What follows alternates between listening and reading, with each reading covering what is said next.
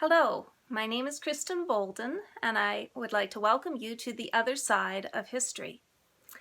In this sixth talk, I would like to give a history on Zoroastrianism, as found in the book Truth Triumphant by B.G. Wilkinson.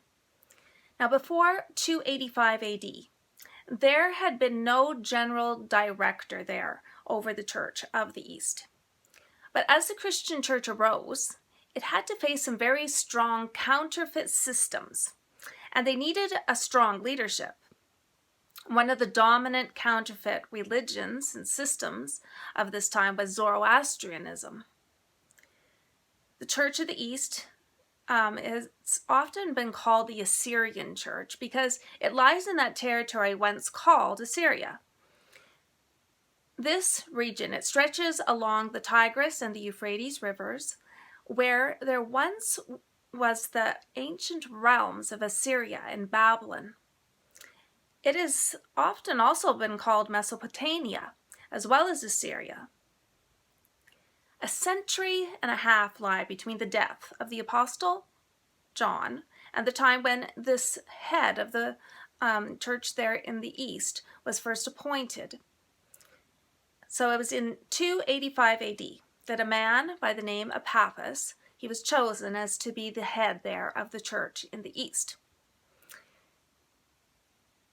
Okay, so Pappus, he was actually a contemporary of Lucian of Antioch, the man that we've talked about much already in other talks. Zoroastrianism was one of these main counterfeit religions at this time. As an interesting note about Zoroastrianism, in 1993, there was a meeting in Chicago which took place at the World Parliament of Religions.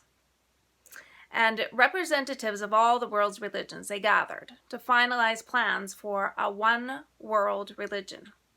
A very bad idea. Anyhow, the September 5th manifesto was signed calling of the merger of all the religions of the earth, the world religions, to become one. Now, Zoroastrianism was one of these religions that were represented at this conference. So here is the history of Zoroastrianism, as found in the book Truth Triumphant. And I want to give you this history because Zoroastrianism was one of the great antagonists of the early Christian church. Within 100 years after the death of the prophet Daniel, this religion, Zoroastrianism, it flourished in Persia. Oriental writers agree that there was a man named Zoroaster who lived when Darius was king of Persia, and also the prophet Daniel was alive. Now, Zoroaster would have seen that great, good, and wise man, Daniel, arrive to a height and a dignity in the empire. This crafty man, Zoroaster, he set out to create a false and counterfeit religion. Zoroaster was well versed in the sacred writings of the Jewish religion, and it seems he created his new religion out of these Jewish writings. Only this crafty impostor, he took care to dress it up in such a style and form as would make it best agree with that of the religion of the Medes and the Persians. So Daniel, Ezekiel, and Jeremiah, they were all brought up together as boys. And as prophets, they were prophesying at the same time. As an interesting note, Zoroaster is said to have actually spoken with the prophet Jeremiah. So marked is a similarity between the visions of Daniel and these, quotes, dreams of Zoroaster, that some of the modern commentaries on the Bible have suggested that Daniel copied his visions from the Persian prophet, this Zoroaster. Now, some have even confused Zoroaster as being the same person as the prophet Daniel. Others have thought that both had a common origin and that the truths of the Old Testament, particularly the prophecies of Daniel, they actually came from Zoroaster. As Daniel teaches one supreme God, so does Zoroaster. Daniel speaks of the coming of the Messiah. So does Zoroaster. Daniel speaks of the existence of angels and their revelation to man. So does Zoroaster. Zoroaster also speaks of the resurrection of the dead, the judgment of all mankind, and Adam and Eve as the first parents. Zoroaster, he composed some writings which he called the Book of Abraham. In this book is the same observances about meats, clean and unclean, as was given to Moses. There are commands for the paying of tithe. There is also the ordaining of one high priest. This high priest was over all, and then there also was even references to Joseph, Moses, and Solomon in the same way as they are presented there in the Old Testament. So Zoroaster, he also claimed that he hated idolatry. The Jews, they had a visible Shekinah of glory that indicated the presence of God in their temple. So Zoroaster, he instituted a priesthood similar to the Jewish priesthood. But Zoroaster, he taught his priests to behold in the sun and in the sacred fire in the fire temples, the dwelling place of their supreme God. In the larger fire temples, the priests watched in relays, and they fed the secret flame throughout the 24 hours of the day. The druidesses of pagan Ireland and the Vestal virgins of pagan Rome, they both vowed themselves to perpetual virginity, and they kept this sacred temple fires continually burning for centuries. Mithra, the god of light, was the sun and the embodiment of this sun worship. As the sun was neither in the heavens nor on earth, but swung in an intermediated position between heaven and earth, so Mithra was the great mediator. The worst obstacle that the early church had to meet was this exalted character that was given to Sunday by these Persian devotees. Zoroastrianism, it emphasized the sacredness of one day in 7. But since it was preeminently a religion of sun worship, Sunday, the day of the sun, it was their holy day. Zoroastrianism was also a religion of pomp and ceremony. The priests were arrayed in long white robes, and they had tall peaked caps that were upon their heads. They marched in procession on stated days that were to be of a solemn assembly. Everything was done to make their services very impressive. Now, approximately 36 years stand between the writings of the first 3 Gospels. So you have Matthew, Mark, and Luke, and then the writing of the very last, John. Now, this gave many years for this mystery of iniquity that was already at work in Paul's day to develop more fully. The truths of Christianity had broken down entrenched polygamy that was among the pagans, and especially we're dealing with the Parthians at this time. Now, God had commanded Moses to warn his people against having a plurality of wives. And we find that in the book Deuteronomy, and it's chapter 17, verse 17. It says, "Neither shall he multiply wives to himself, that his heart turn not away." The author, Ellen G. White, says, "In the beginning, God gave to Adam one wife, thus showing his order. He never designed that man should have a plurality of wives. Lamech was the first who departed in this respect from God's wise arrangement. Polygamy was practiced at an early date.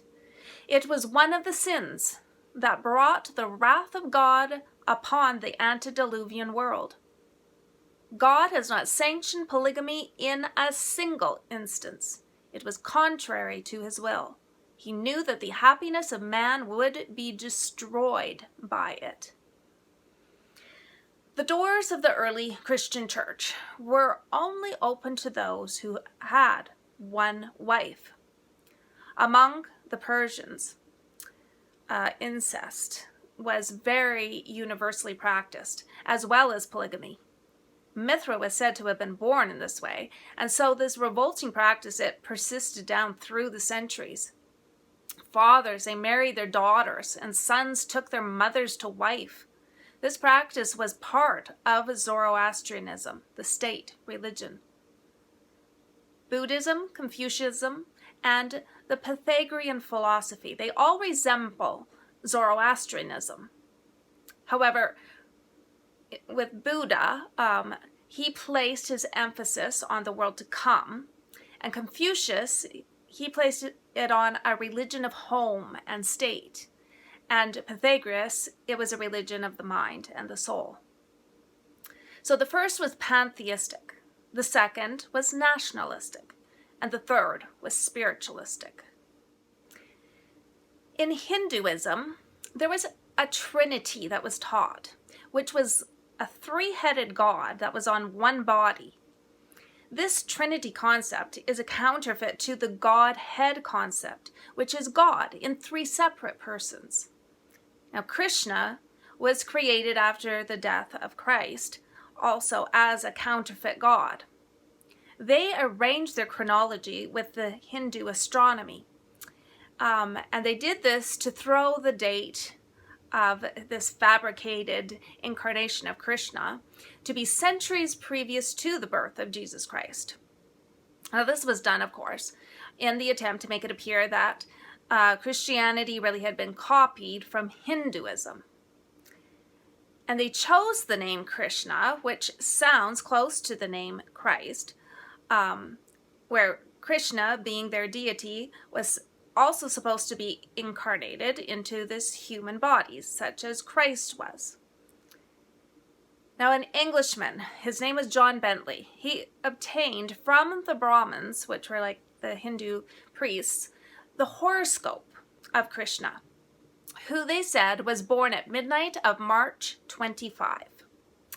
And also he got from them the position of the sun and the moon and the 5 planets among the heavenly constellations.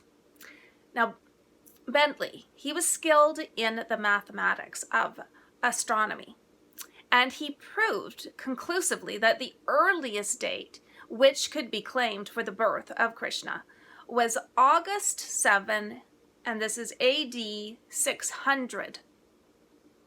Now, writers on Hinduism, they have even felt that Bentley's findings are worthy of consideration. Now, remember Pappus, he was the one appointed as the head over the church there in the East at this time. Now, these were only some of the forces that Pappus, this leader, and also God's true church at this time had to contend with. Was forces like this Zoroastrianism. Now, these forces, they were powerful enemies. And yet, under the directorship there of Pappus, the Church of the East actually was triumphant. Pappus was truly a great leader for his time. And the Church there of the East, it was a force to be reckoned with. Each one of these counterfeit religions, they were obliged to adopt very drastic measures to combat the inroads that had been made by the Church there of the East, with Pappus being its head. The Church of the East, it stood as a guardian of apostolic Christianity, and God greatly blessed and preserved it for centuries until it had accomplished its mission, which was in spreading out over the globe the gospel message. So let us today also draw inspiration from these early Christians.